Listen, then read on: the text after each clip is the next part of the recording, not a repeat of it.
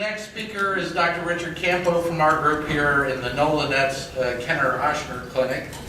Dr. Campo is a world expert on nuclear medicine, and he's the guy who does the nuclear medicine and radiology component of our practice. He's the guy also who brought to our practice I-131 MIBG therapy systemically, but the coolest thing Richard's doing is I-131 MIBG now into the hepatic artery to selectively put the PRRT directly into the liver in patients whose tumor is predominantly in the liver.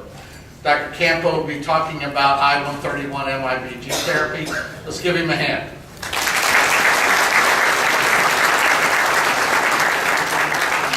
Wow, thank you for inviting me. 450 people, I'm told. That's wonderful. I started about 4 years ago in April. Dr. Lowell Anthony brought me in, and I'm sort of the youngster in the group, 4 years. Background is nuclear medicine, or nuclear radiology, and in addition, I do therapy also. I first started with MIBG in April to June of 2008. And we've now treated roughly 47 patients 71 times or so. I'm going to see if my pointer works here. So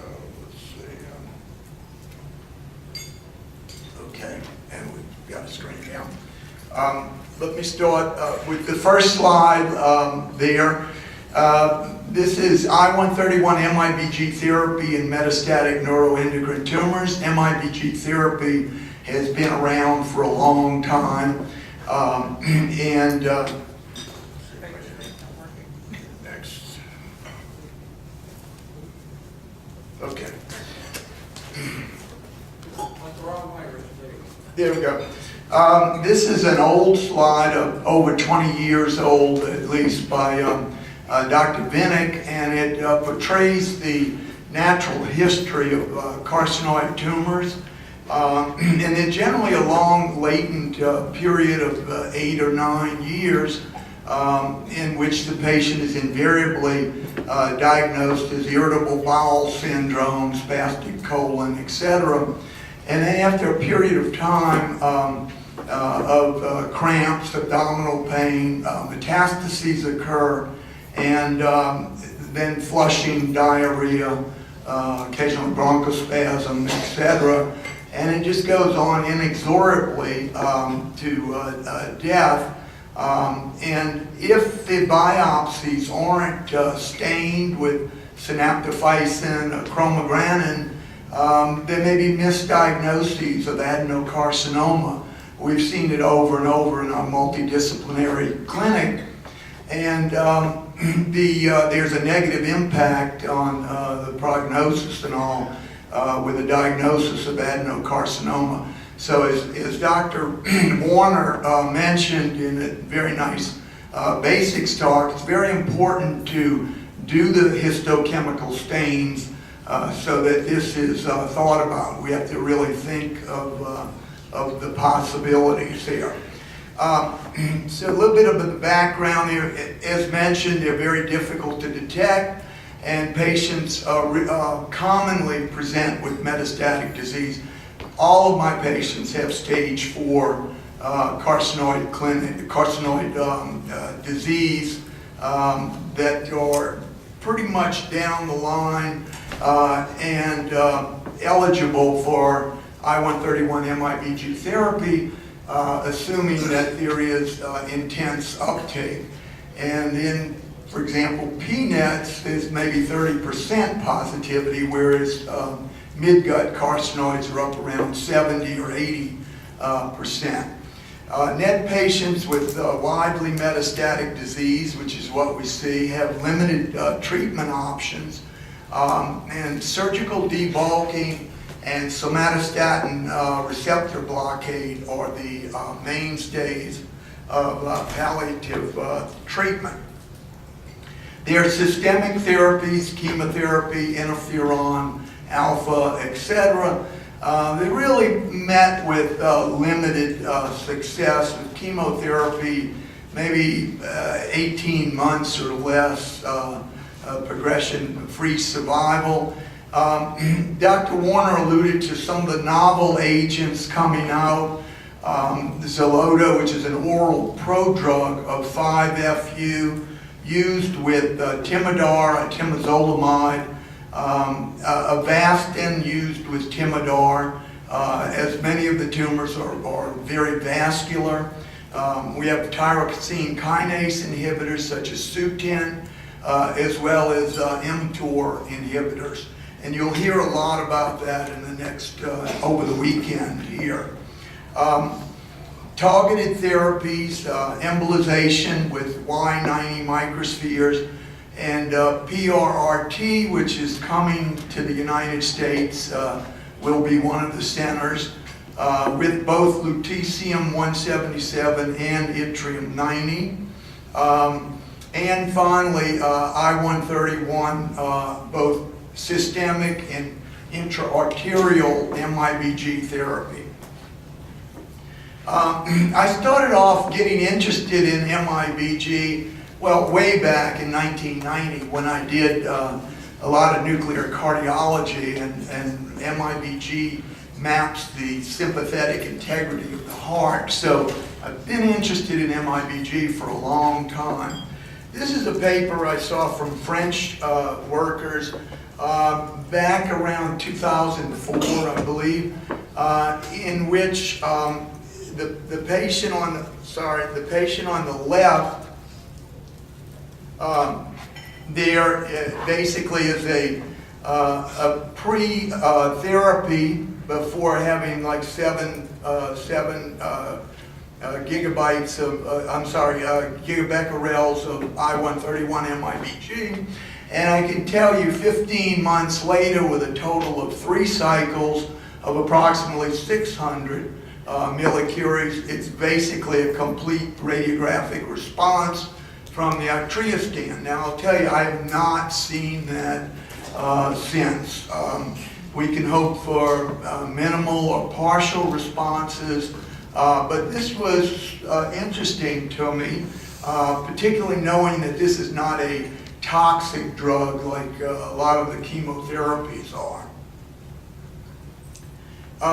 MIBG is basically an analog of norepinephrine, and I think people know that. The uptake is totally different from Artrioscan, which is a somatostatin receptor agent.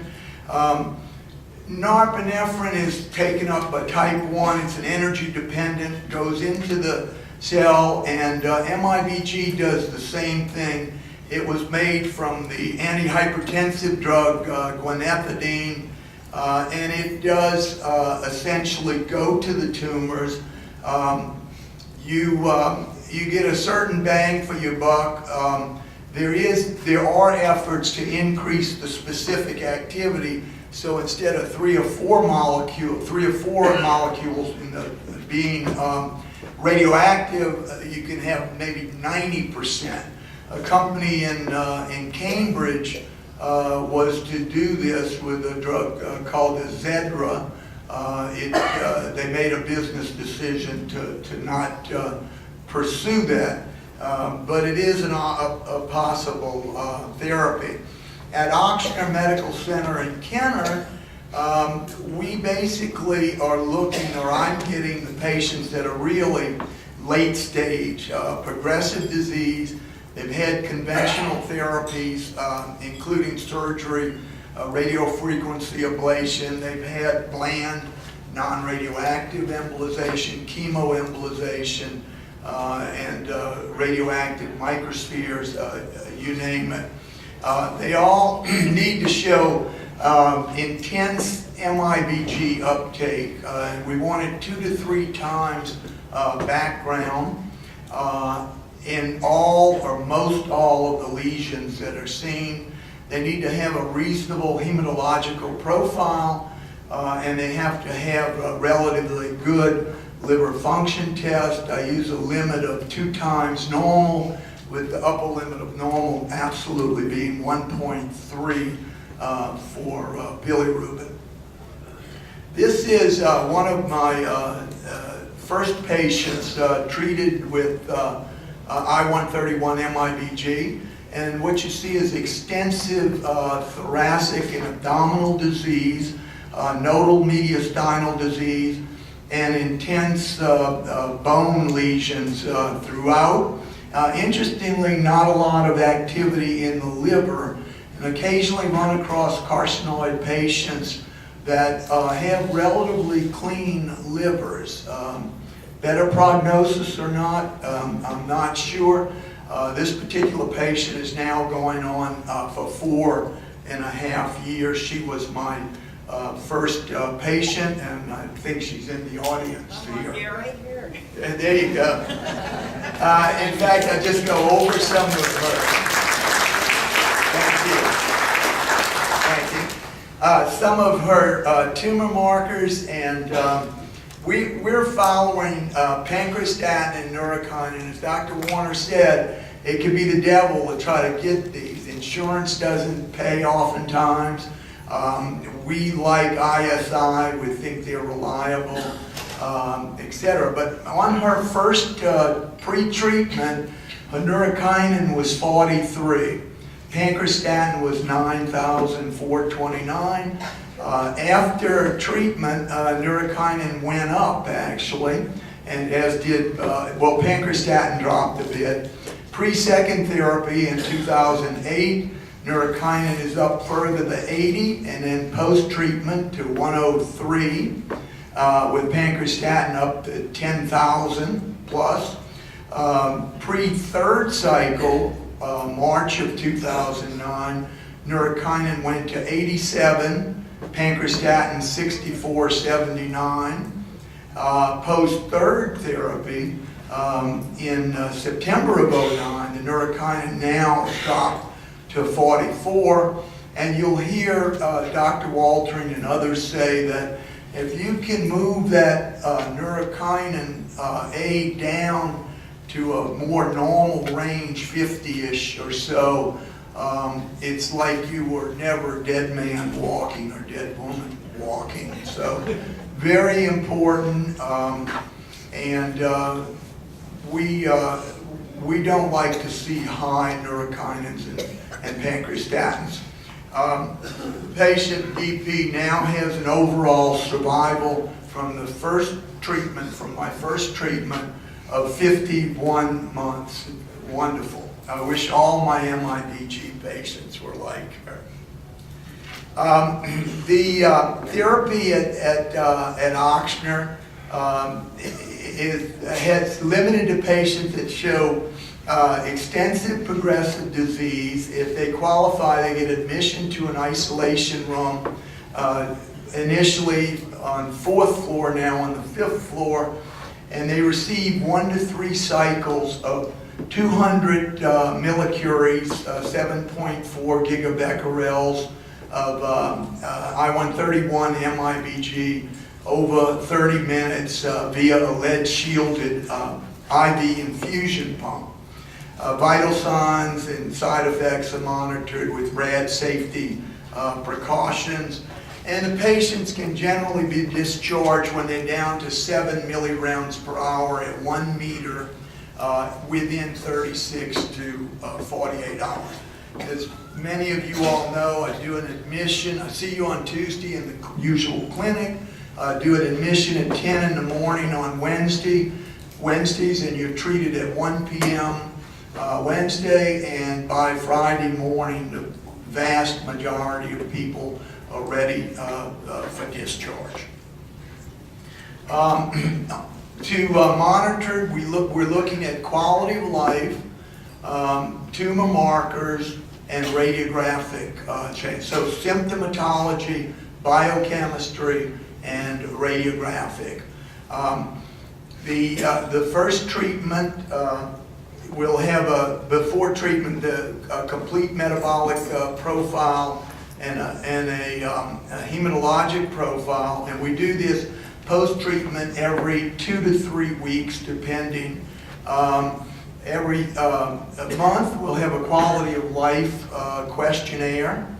And the second treatment will be generally in the 3 months with repeat markers, metabolic profiles, and heme profile.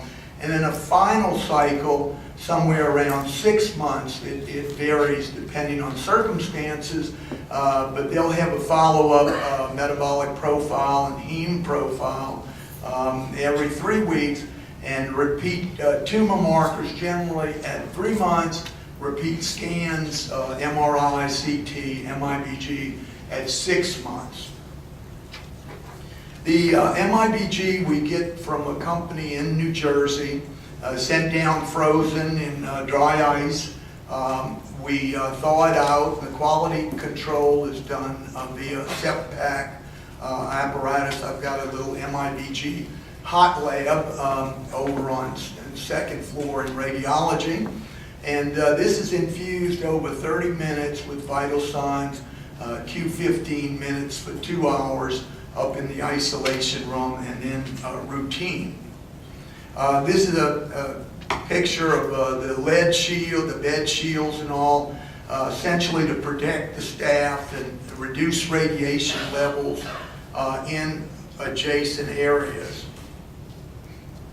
The bathrooms and all are completely covered with plastic covering. It's easy for cleanup. It prevents objects from being contaminated.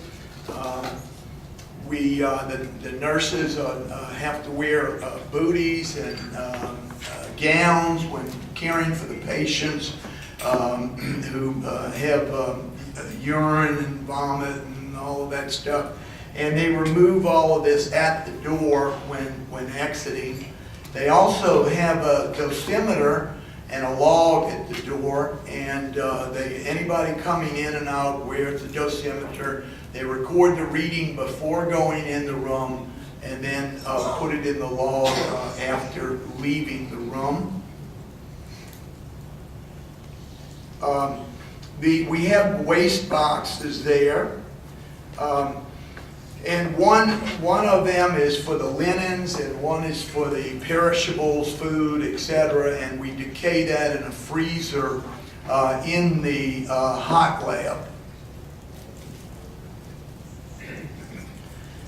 So, side effects with MIBG. Really, the people in here that have had it, really uncommon, fairly uncommon. There's nausea is probably the commonest thing, and we invariably see mild temporary myelosuppression, grade 1, grade 2. We have seen 2 grade 4s, less than 25,000 platelets. One patient needed a transfusion. Another patient was very heavily pretreated with chemotherapy, and it's very unusual. We saw renal function deterioration in one patient, which may have been related to volume loss, diarrhea, vomiting, fluid loss. I haven't seen a hypertensive episode, although it's reported. Hypothyroidism, even with blockade, still does occur. And it's frequently reported in the literature.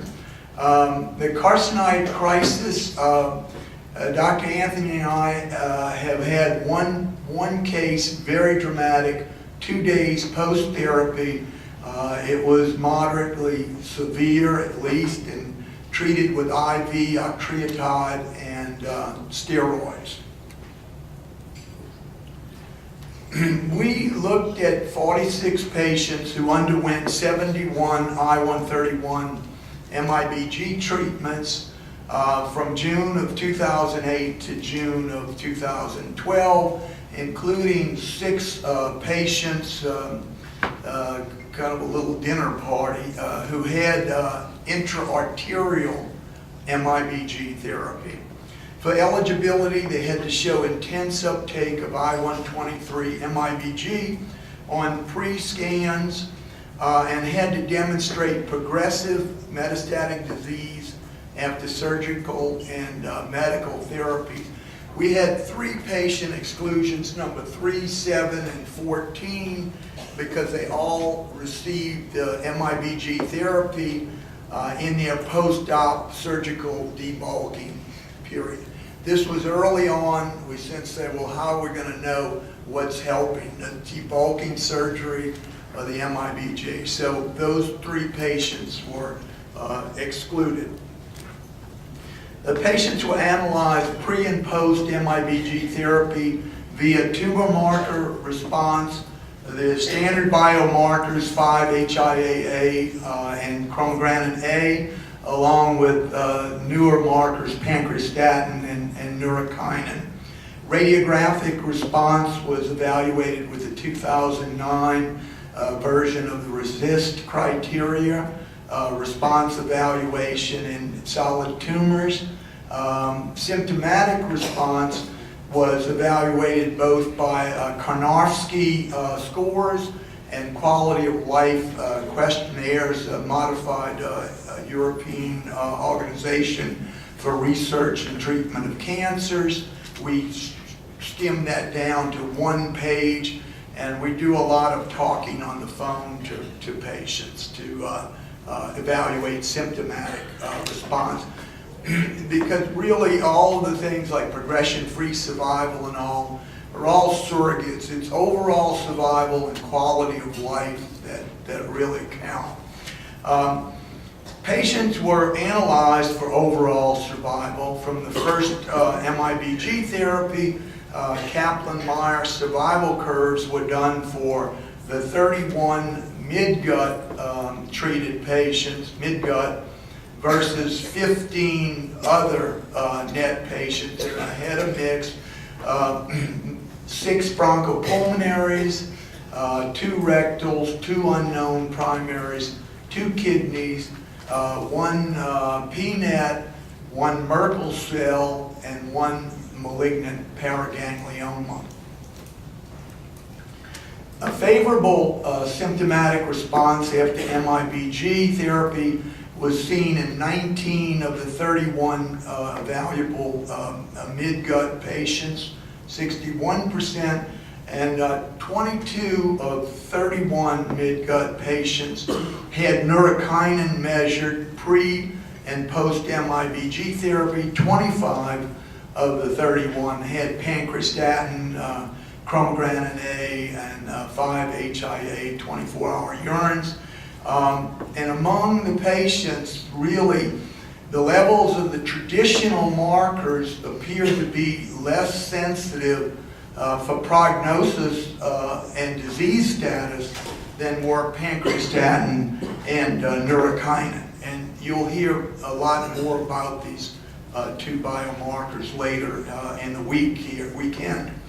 The 22 patients, or 45%, 10 of them showed reductions greater than 50% in neurokinin A, and only 2 of those 10 patients, 20%, showed progressive disease and expired.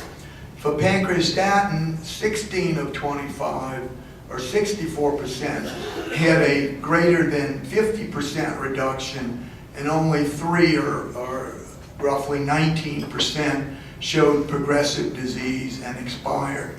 Whereas all 7 of 12 patients with rapid rises in neurokinin and 7 of 9, or 78%, with rapid rises of pancreastatin during therapy and after the first MIBG treatment showed rapid clinical and radiographic progression of disease and expired. So 21 patients expired, 9 midgut carcinoids, and 12 other NET patients, including the patients with more aggressive things like Merkel cell and malignant paraganglioma, etc. Only 4 of these 21 patients had improved symptomatic response to MIBG therapy. All except 6 had Karnofsky scores below 70. Neurokinin A was markedly elevated pre-therapy in 7 of 9 of the midgut carcinoid patients with an average value of 283, which is really up there, and seven times normal, basically, with 40 being normal. Pancreastatin was likewise markedly elevated pre-therapy in 7 of 10 midgut carcinoid patients with an average value of 24,250 picograms per ml, with the normal being 135, less than 135. So, looking at radiographic, kind of some of the bad news. Radiographic tumor response was looked at before and after MIBG treatment. Anatomical response, it could be evaluated in 21 of the 31 patients, 68%, and more than half of these patients, 12 of 21, or 57%, demonstrated stable disease over the study period. 9 of 21 patients, or 42%, showed radiographic progression of disease, liver, bone, lymph node mets, and 7 of these patients demonstrated rapid rises of pancreastatin and or neurokinin post-therapy. So only a minor radiographic response between 25 and 50% was documented in 2 of 21 patients. I had no partial response, which would be greater than 50% decrease in tumor volume.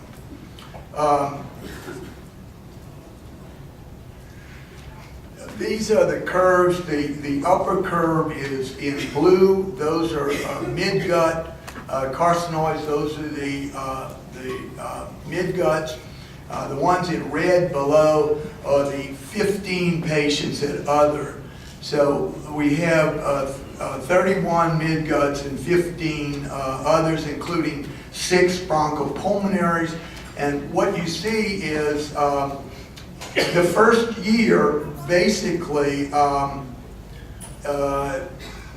30% of the others are surviving. At 1 year, only 30% of the other nets, whereas at 4 years, we haven't come down to 50% of the midguts. So pretty striking separation between midguts and other neuroendocrine tumors, aggressive, including bronchopulmonaries, rectals, and the paragangliomas, etc.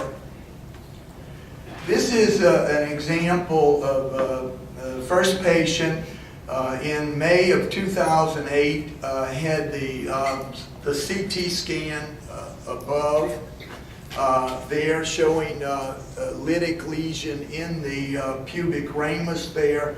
And what I do is, as many of you all know, is I fuse the SPECT octreoscan to the to the CT or to the MRI. And what you have here is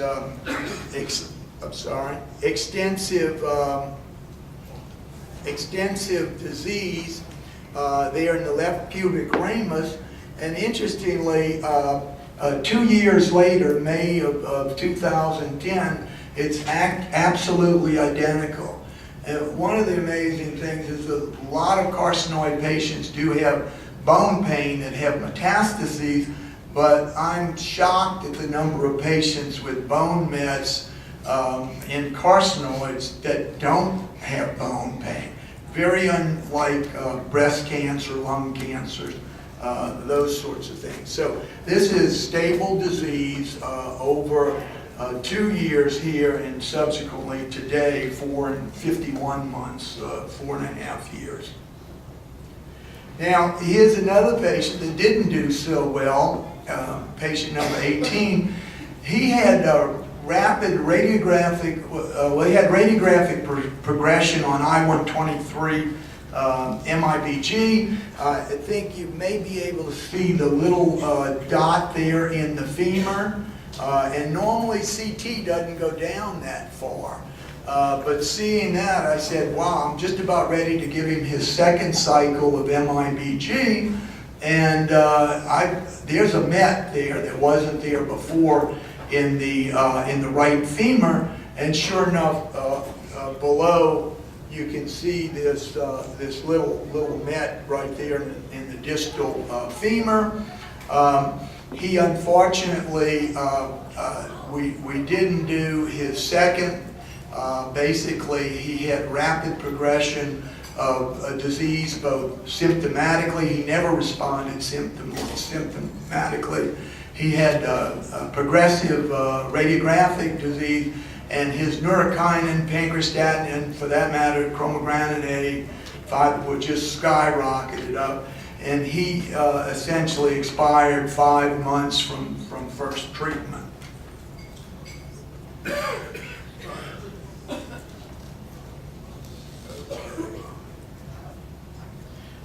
So in conclusions, 61% of metastatic carcinoid patients improved symptoms after therapy.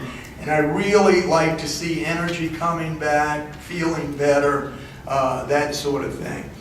Only the minority, even when they improve symptomatically, only a minority show any radiographic response, and it's generally a minor response. That was started, but the SWOG people call it a minor response. 25 to 50% really resist, called partial response. They don't include minor response right now. But neurokinin and pancreastatin, as you'll see later on the weekend here, seems to be a good tumor markers to follow.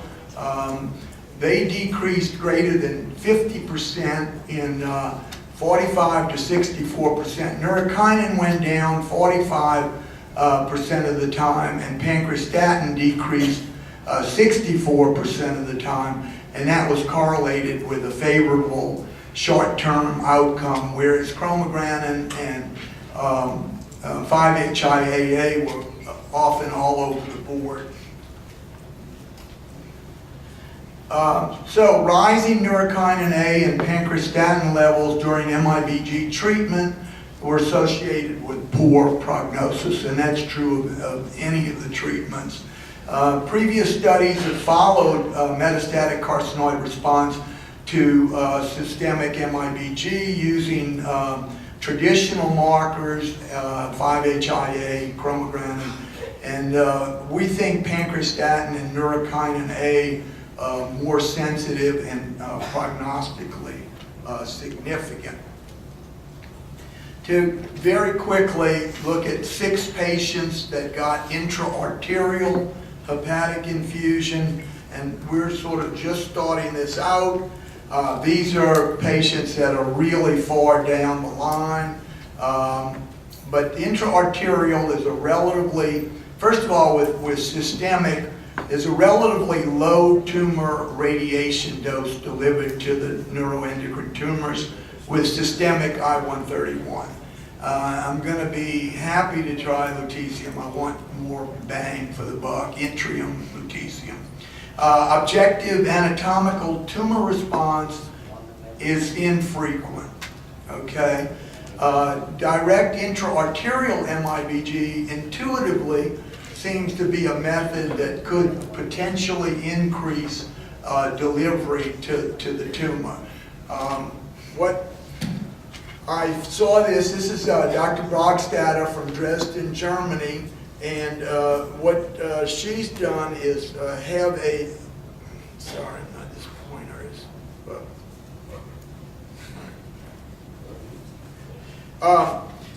what she's done basically, this is an I-123 MIBG scan here, fair amount of background.